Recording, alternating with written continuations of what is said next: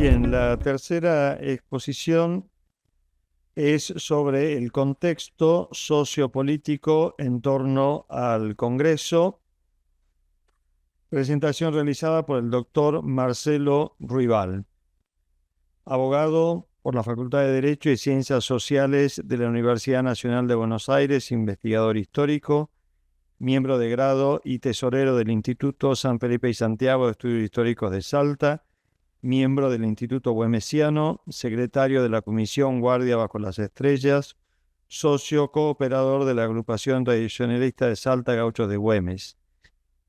Ha publicado diversos artículos en el Boletín del Instituto Güemesiano, en la revista de la Universidad del Colegio Militar de la Nación.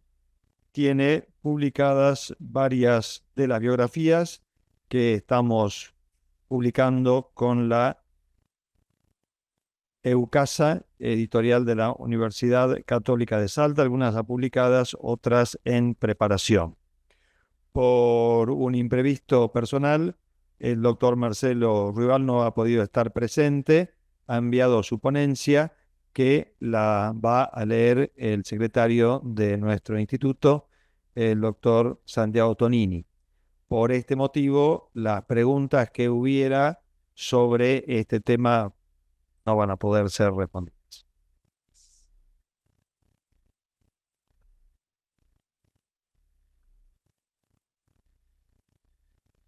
El contexto sociopolítico en torno al Congreso Eucarístico por el doctor Marcelo Gustavo Ruibal. No se puede analizar el contexto sociopolítico que envolvía a la Argentina en el mes de octubre de 1974, en el que se desarrolló el séptimo Congreso Eucarístico Nacional en la ciudad de Salta, si no nos retrotraemos por lo menos a los acontecimientos que se desarrollaron desde el año 1973. La sociedad argentina, desde el año 1973, estuvo sumida en un contexto de gran violencia, producida por facciones del partido gobernante, el peronismo, de extrema izquierda los montoneros y de extrema derecha la Alianza Anticomunista Argentina, más conocida como la Triple A. También fue producida por la extrema izquierda troquista, el Ejército Revolucionario del Pueblo, más conocido como ERP. Estos grupos provocaron durante esos años innumerables atentados, entre secuestros, asesinatos, bombas en lugares públicos e instituciones cívicas y militares, intentos de copar regimientos del ejército, como así también intentaron dominar una provincia, rememorando lo hecho por Fidel Castro en Sierra Maestra, Cuba.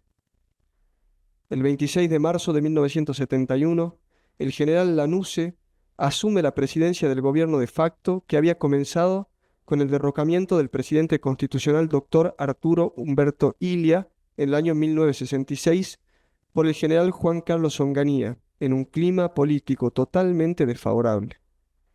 La violencia guerrillera crecía, el descontento popular también.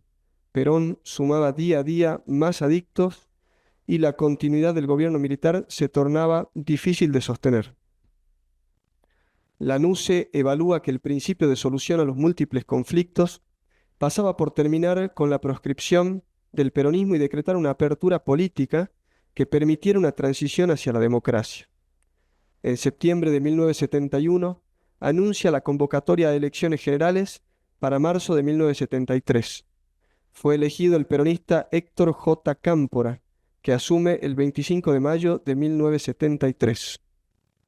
Juan Domingo Perón, que estaba exiliado en España desde 1955, le ordena al presidente electo Cámpora, la noche anterior a que asumiera, desde Madrid, que fuesen liberados todos los presos políticos, muchos de ellos guerrilleros peronistas de Montoneros y troquistas del ERP, la mayoría encerrados en la cárcel de Devoto. Cámpora llama nuevamente elecciones y gana la fórmula Perón-Perón. Juan Domingo Perón como presidente y María Estela Martínez de Perón como vicepresidente, asumiendo el 12 de octubre de 1973. Los Montoneros. En sus orígenes, este grupo terrorista fue impulsado por jóvenes provenientes de la derecha católica y nacionalista que se autodefinía como continuadores de la resistencia peronista. Su irrupción en la escena política argentina ocurrió el 29 de mayo de 1970 a través del secuestro y posterior asesinato del general Pedro Eugenio Aramburu, expresidente de facto, y a quien consideraban uno de los responsables directos de la proscripción del peronismo desde el año 1955 por la Revolución Libertadora.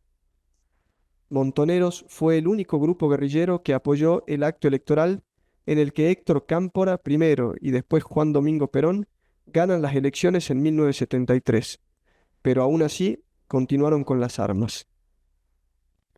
En septiembre de 1973 asesinan al líder sindical José Ignacio Rucci.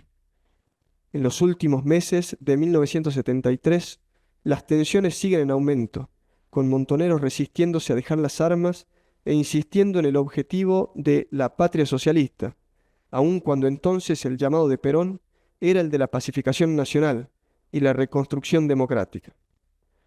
Por eso son tan elocuentes las palabras de Perón el 1 de mayo de 1974, cuando echa a los montoneros de la Plaza de Mayo y frente a sus cuestionamientos los llama estúpidos e imberbes. Después que Perón los echa de la plaza, pasan a la clandestinidad y asesinan a cientos de personas, entre personal militar y de seguridad, como así también civiles. Los fundadores de la organización terrorista Montoneros fueron Fernando Abal Medina, Carlos Gustavo Ramos, Ignacio Vélez, Emilio Massa, Héctor Araujo, José Sabino Navarro, Carlos Obert, Raúl Jager, Roberto Perdía, Fernando Vaca Narvaja, Mario Firmenich y Norma Arrocito. Ejército Revolucionario del Pueblo, ERP. El ERP era un grupo terrorista de origen troquista, liderado por Mario Roberto Santucho. Durante la dictadura de Lanusse, 1971-1973, el ERP se va a convertir en la principal organización guerrillera de izquierda, ejecutando numerosas acciones armadas, principalmente en el eje Rosario-Buenos Aires. Los hermanos Santucho, oriundos de Santiago del Estero, realizaron un fuerte trabajo político en el norte argentino, en especial en Tucumán, captando jóvenes trabajadores de esa zona. Cuando el gobierno militar de Lanús convoca elecciones, levantando la proscripción del peronismo el 11 de marzo de 1973, gana la fórmula peronista Cámpora Solano Lima, y el 25 de mayo se inicia un nuevo gobierno democrático. El electo presidente Cámpora hace un llamamiento al ERP a deponer las armas e integrarse al sistema democrático, y su primera medida será liberar a todos los presos políticos, incluyendo a los militantes del ERP. Pero el ERP responde públicamente que no van a dejar de combatir.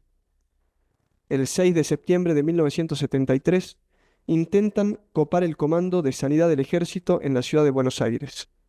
El 19 de enero de 1974, asaltan la guarnición de Azul.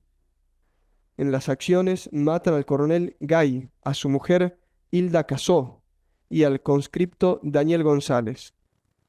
3 oficiales resultan heridos y el coronel Jorge Ibarzábal, jefe del grupo de artillería blindado 1, es secuestrado y tras 10 meses de cautiverio, asesinado. En el mes de mayo de 1974, establecen una columna guerrillera en el Monte Tucumano. En agosto de 1974, atacan la fábrica militar de Villa María, en la provincia de Córdoba, y el regimiento de infantería de Catamarca. En Catamarca fracasa el intento y 16 guerrilleros mueren a manos del ejército.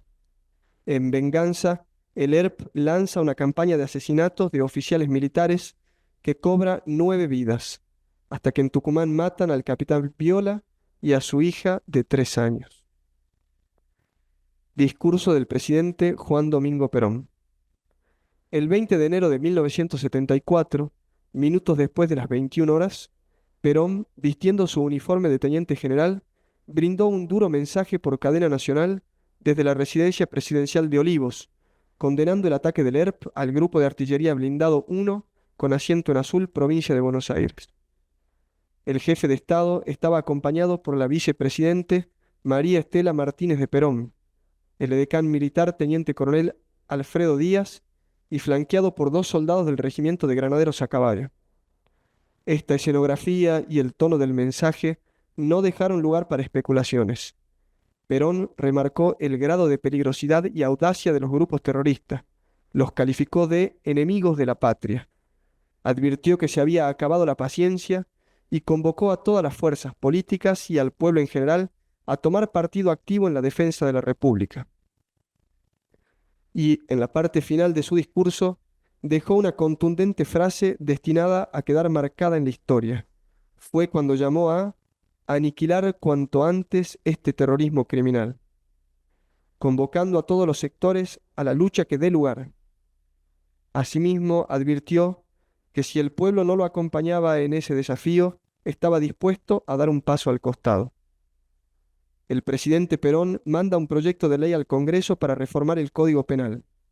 Un grupo de diputados oficialistas le piden una reunión y lo recibe en la Quinta de Olivos con parte de su gabinete y los medios de prensa.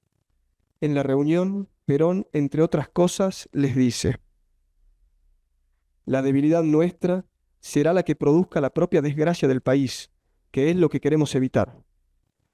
Les explicó sobre la necesidad de la reforma y agregó: nosotros, desgraciadamente, tenemos que actuar dentro de la ley, y para no salir de ella necesitamos que la ley sea tan fuerte como para impedir estos males.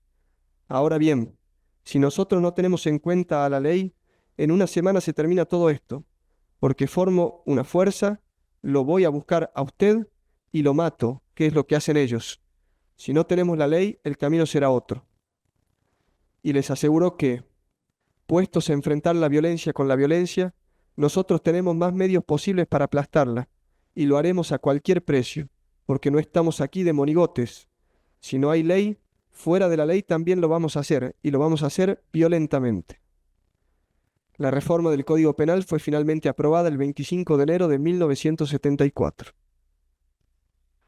Víctimas de los grupos guerrilleros. Hugo Gambini, periodista e historiador argentino, publicó dos listas que, además de los nombres de 574 militares, oficiales, suboficiales y soldados, personal de policía, gendarmería y de prefectura, contiene los 230 civiles, políticos, empresarios, sindicalistas, funcionarios, diplomáticos, jueces, niños y desertores de la guerrilla, víctimas de estas organizaciones, haciendo un total de 777 personas asesinadas por los terroristas.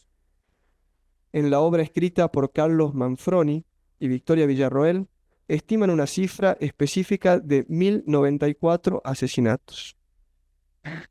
Alianza Anticomunista Argentina, AAA.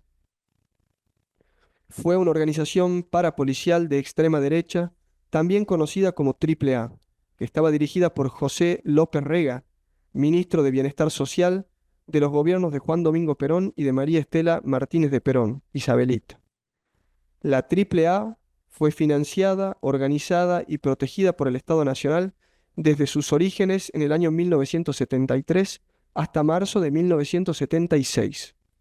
Su objetivo fue combatir desde el Estado en forma clandestina a la violencia desatada por los grupos guerrilleros del peronismo, montoneros, y de la izquierda marxista y troquista, ERP. A la muerte de Perón, el 1 de julio de 1974, la violencia de la AAA se hizo más abierta, más desembosada y más impune. Más de 2.000 muertos en 30 meses. La AAA estaba integrada por policías, militares, miembros de los servicios de inteligencia, voluntarios de las patotas sindicales y hasta delincuentes comunes. En ese baño de sangre, la AAA incluyó a dirigentes gremiales, estudiantes, periodistas, miembros de la entonces Juventud Peronista y de los grupos terroristas.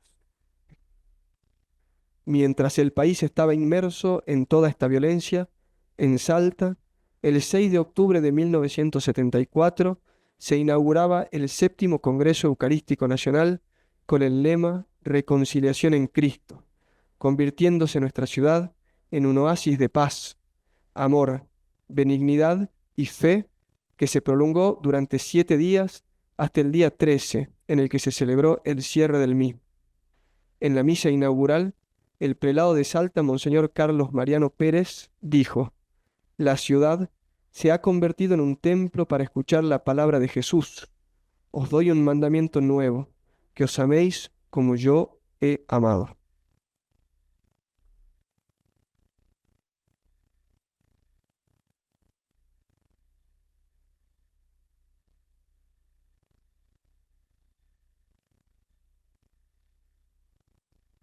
Si alguien quiere hacer alguna pregunta a los dos expositores.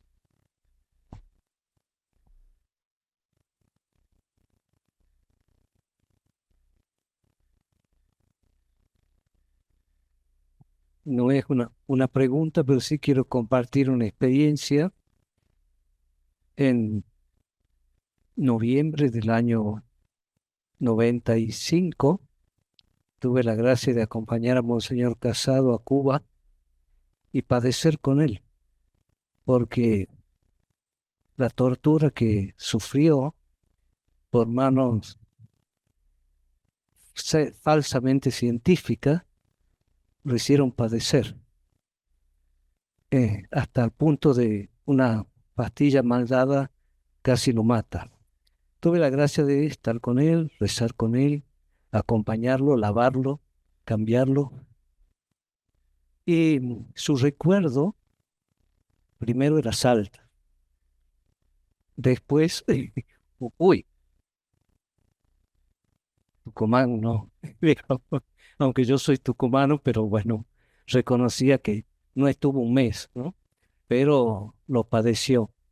Quería compartirles eso porque el recuerdo de Salta y del Congreso Eucarístico de Salta ha quedado muy grabado profundamente en él, ¿no? Realmente ha sido un momento de mucha ternura y caridad, y estar con él y padecer con él. Entonces quería aportar eso porque este, creo que el dolor le ha hecho ganar en, en sensibilidad y ternura. Eso.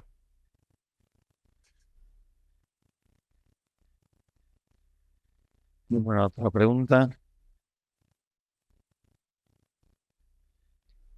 Bien, el padre Edgardo me ha hecho recordar también la figura de Monseñor Casado, muy querido para mí.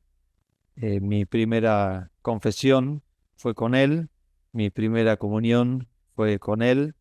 Él también me confirmó y él nos convirtió a todos los alumnos de primer año del Bachillerato Humanista Moderno en niños eucarísticos y tuvimos a nuestro cargo la confección de los banderines del Congreso Eucarístico.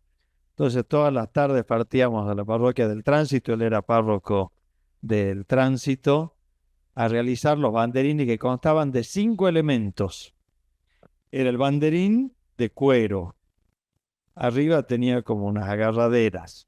Por ellas teníamos que pasar un palito y después teníamos que tomar un cordón y poner en la punta del palito, en la unión del palito con el cordón, dos, no sé cómo se llaman, pitutitos, bueno, imagínense niños de 11, 10, 11 años haciendo ese trabajo. El enchastre, porque éramos varones aparte, el enchastre de las mesas del tránsito, yo me pongo a pensar, el padre qué paciencia tendría porque no nos salía el sistema. Claro, porque había que poner el cordoncito adentro, meter el pitutito con la plasticola. Y bueno, hicimos lo que pudimos y el padre encantado de nuestro trabajo nunca nos retó del enchastre que le dejábamos. Lamento no tener ni un ejemplar de esos banderines. No sé si habrá en el arzobispado, monseñor, de alguno. Hicimos miles para repartir a todos. En fin, una semblanza de Monseñor Casado muy, muy querido. Bueno, muchas gracias a todos.